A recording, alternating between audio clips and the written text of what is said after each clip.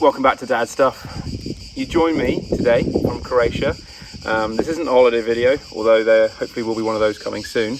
But actually it's a bit of a follow-up from my previous video where we looked at whether buying an electric vehicle in 2026 as a second car made sense. And I've got to say, the feedback that you guys had from that video was really fantastic. Some of the information that you've shared has been really positive, been really useful also for informing me about what you guys have done, what your experiences have been. So I just want to say a massive thank you. And if you haven't seen that video, please check it out up here now. I'll just put it up in the corner. So for this video, because I have my electric charger being installed next week, which is the Hypervolt, which we talked about in the last video. I'll do a video on that and the installation process and how to use the app and all the rest of it once it's set up. I've also had a chance to play around with it a little bit. But for this video today, I wanted to discuss or go through some ideas of what car I'm actually going to get. Now, one of the first things you got to think about when buying a car is how you're going to buy the car, because there are so many options nowadays. You can obviously buy it on a lease, which I've done a couple of times. You can buy it using PCP, which is kind of the most common way for a lot of people to buy a new car. You can buy it using HP, which is typically done for used cars. Obviously you can buy it in cash. You can buy a new car, you can buy a used car, all the rest of it. So many options to think about. So I'm going to go through a couple of them and see what electric vehicles there are on the market at the moment, both new and used, and we'll just see what's available. So let's have a quick look now on one of my favourite sites, which is Lease Loco.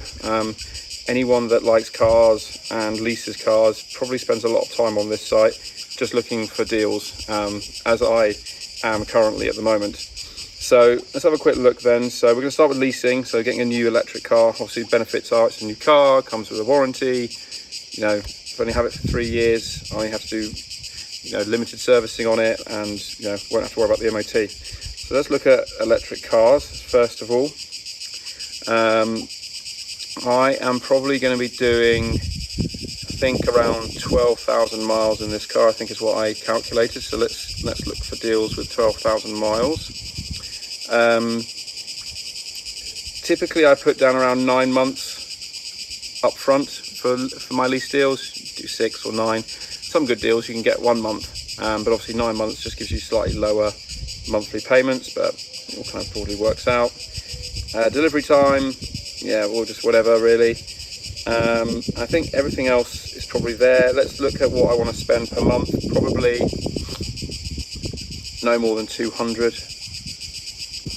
Okay, so let's have a little look here. So we've got the Toyota Urban Cruiser, 235 a month. It's not a bad car that actually. Toyota, it's probably pretty reliable. It's let's have a little look. What's it got in terms of its boot space capacity? One of the things that's quite important for me at the moment, because we've got the dog at the moment with the Mini, which is now gone by the way, went last week. You can't get the dog in the back of it. It's useless. So having 2 cars where we can get the dog in the back of it is really useful, because I went camping last week with the kids, just me and the 2 kids, and I ended up having to take the Mini because the wife wanted to come down during the day and see us and meet us for the day trip, but she had to bring the dog with her, and because the dog couldn't go in the Mini, I had to end up taking that on a camping trip, and it had absolutely zero space in there. I mean, it was literally crammed full. So yeah, having a car which has a good boot space is pretty important. I think this one, let's have a little look, I'll see what this has got in a minute, but yeah, 8.7 seconds to 60 is pretty good. Apparently 264 miles of range, which is, it's quite impressive. Obviously that'll probably be more like 240, 230 probably in reality. Let's have a look what it looks like. Not a bad looking car actually. Yeah, it's not actually a bad looking car. So okay, well, we'll put that on the list. Does it say? It's a bit annoying. Where does it say the boot space? It's weird when you get to sort of 40. Boot space starts becoming one of the first things that you look for when you buy a car. It's a bit sad really, but okay, I can't see it. Hasn't just stood out for me there. Usually they have it on here. Yeah, that's a bit annoying. Okay, I'll find out what the boot space for that car is. But anyway, that's a potential. Oh, here we go. 216 litre boot space, and it's not massive actually. That's actually smaller than my Mini. So I'd have to look at that. Sometimes when these manufacturers quote the boot space, it depends how they measure it. So that might actually look bigger or be bigger than it actually sounds. But yeah, that's not massive. So let's keep having a look through the other options. So Citroen C3 Aircross. So I'll just be open and honest with you. I have already looked at a Vauxhall Frontera because there's a fantastic deal going on that at the moment. I'll just kind of share that with you. So it was 12,000 miles, 2 grand down, and £174 a month. And that's a deal that's not on this website, I don't think, at the moment, but was on another one. And that car is pretty much, or is identical to this car. It's just slightly different styling. So this one actually is a little bit more expensive, £213. But again, not a bad. Okay, so yeah, not a bad car. 460 litres of boot space. Okay, 249 miles of range. Again, that will be probably more like 180. But it'll be slightly lower. This one's the collection edition, so it's got tinted windows, tailgate as well. It's got Apple CarPlay. So let's have a look what it looks like inside. Yeah, not like the nicest, to be honest with you, inside. Pretty basic, but again, I don't really care what this car is. As long as it has 4 wheels and can drive in a straight line and go around corners, I don't really care. It's cheap to run. It's just going to be our second car. Okay, so it's quite slow, 0 to 62, 13 seconds. I mean, even for a cheap car, that's pretty slow, but it'll probably be okay. It's just more when you're pulling out roundabouts, when you need to overtake someone, which, you know, you're not going to overtake anyone with that kind of speed, are you? Okay, so that's not a bad idea. Let's keep looking. Let's go back and have a look at what else there is.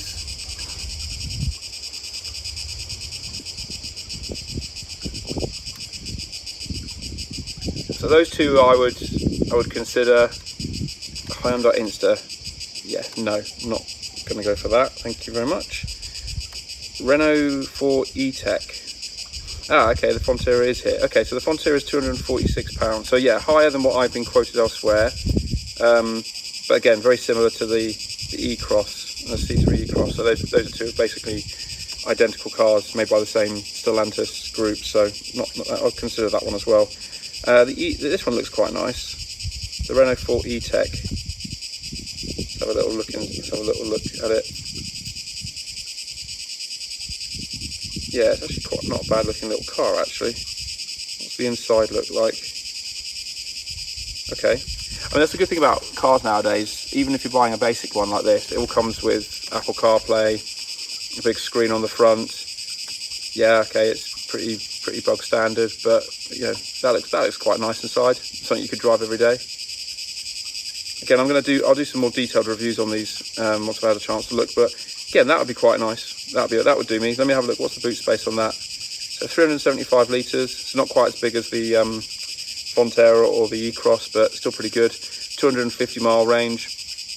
Yeah, I mean, that's going to be fine every day. Again, what's the 0 to 60 time on it? 8.2 seconds, so a bit faster than the Frontera and the E-Cross. That's kind of a bit more normal what I'd expect an electric car to be, but it is a bit more expensive. So yeah, not bad. So that's a couple of lease deals. I think there's probably not much else there that I would probably consider. Yeah, the MG4 actually, although I'm going to look at one of these used because I think you can get these cheaper used. But yeah, that's not a bad car. Fiat Grande Panda. Yeah, not too bad. I suppose anyone else watching this, if you're leasing at the moment or looking to get a lease deal, what cars are you looking at in this sort of price range, in this kind of compact SUV segment?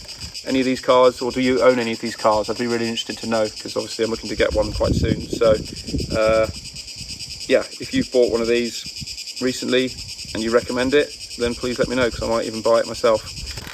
Okay, so I've gone on to Auto Trader now, plugged in all my data. So I'm going for electric, up to 40,000 miles, £250 a month. I put down, I think, a deposit of £3,000, and obviously looking to pay monthly. So let's have a look at what we've got. E-Golf, not driven one of these before. My dad's got a Golf actually. They're pretty nice little cars. See, look at that. So it's only got 30,000 miles on it, coming to 30,000 miles. One owner, 35 kilowatts, so probably not going to give you massive range. And it's 255 on HP as well, so you know you'd own it by the end of the end of the payments. So yeah, that's not a bad little car. That. What else have we got here? Let's have a look. What else is catching my eye? Corsa electric. Yeah, that looks quite nice. What's that? 14,000 miles, 226 a month on PCP, 13 grand from new. I mean, look, considering that is only a 3-year-old car, and it's done 15,000 miles. And it's an electric, and it's got cameras, CarPlay. It's a 51 kilowatt as well, so it's probably got about 180 miles or so range. Not bad, is it? I mean, it's dropped quite a lot of money. That's a pretty good price, I think. What else have we got here that would be interesting? I was looking at the MG4s, you know. I actually test drove an MG4 and I really liked it. That's something I'd probably consider as well. Yeah, not going to get a Nissan Leaf. I've heard great things about those. Citroen C4, yeah, maybe. I don't know why I'm not seeing any MG4s here, actually. I would have thought that would be in my price bracket. It's interesting. Ah, here we go, an MG4, okay. See, I like this car. I think this looks pretty cool. So let's have a little look at this one. So this one's got a 64 kilowatt trophy long range edition. It's done, how many miles has it done? 6,000 miles, 22 plate. It's only 4 years old, so it's still, I think it's an 8-year warranty, the MGs, so you know, keep it for 4 years. I've got it 4 years in warranty still. 280 mile range, again probably about 200 miles in reality. Yeah, and I mean, it looks like a pretty nice little car, and these are reasonably quick as well. Yeah, so 7.7 seconds, pretty nippy, right? Not a lot slower than the Mini Cooper that we just had, which I think was like 7.2 or something. Actually, no, was it 6.8? I can't remember. But anyway, I said it in the previous video, so you can watch that. Yeah, it looks like a nice little car. I think these actually have got a reasonably big boot as well. I think this is this slightly older version. I know the newer one, the center console kind of goes all the way across, a bit like a lot of the Chinese cars now, where it's quite high up, which I quite like actually. But this obviously is kind of cut short there, as you can see here. So if I'm honest, at the moment the cars I'm probably going to look at will be either one of these, the Citroen C3 E-Cross, the Fonterra, or maybe even that Renault 4. They all were probably around the price that I'm looking at and the size that I'm looking at. So yeah, let me know, like, if any of you have owned any of those cars, how have you found them? Have they been reliable? Are they pretty practical? Are they okay to drive? Again, not looking for it to be a sports car, really. This is just going to be, you know, a daily to and from the shops, to and from the school, to and from my wife's work. But looking to obviously having something that's pretty reliable, something that's going to, you know, be able to do, I don't know, a couple of charges a week, then do the mileage that we're looking at probably around 350 miles a week. So we'll charge it up maybe 2 or 3 times maximum. So yeah, let me know what if anyone has these cars and what you think of them, because I'm generally looking at probably placing an order for one of these cars in the next maybe 1 or 2 weeks, just because I need to get it sorted, because the Mini's now gone, so we're without a car for the summer and I need to get one ready for when the kids go back to school. So I'm going to wrap that video up now. I think the kids are going to be coming out in the pool in a minute, so looking to place this an order for this car in the next couple of weeks. So if you guys do have any comments on what I should get, or on the things that I've looked at and whether they're good cars, if you've owned them, please let me know.